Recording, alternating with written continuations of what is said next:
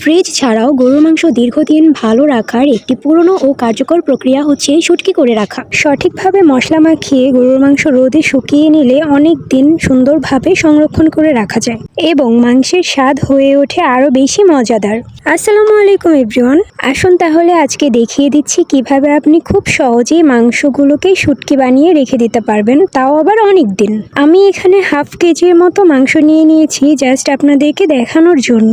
আসলে শুটকি আমাদের বাসায় তেমন কেউ খায় না, তাই আমি অল্প করে নিয়েছি আপনাদেরকে শুধু প্রক্রিয়াটা বোঝানোর জন্য। প্রথমে আমি মাংসগুলোকে একটু ছোট ছোট করে কেটে নিয়েছি, এটা রোদে শুকোতে অনেক সহজ হয়ে যাবে।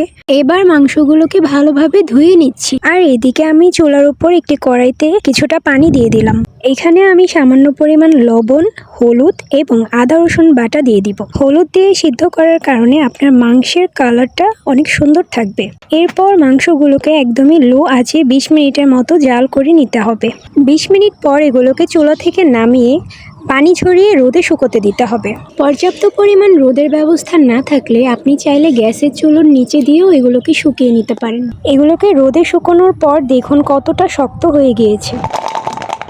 এবার আপনি এগুলোকে এয়ারটাইট বক্সে ভরে অনেক দিন সংরক্ষণ করে রাখতে পারবেন। এই প্রক্রিয়াটি হয়তো অনেকের কাছে অনেক সহজ, অনেকেই এই বিষয়টি জানেন, কিন্তু যারা জানেন না শুধুমাত্র তাদের জন্যই আমার এই ভিডিওটি।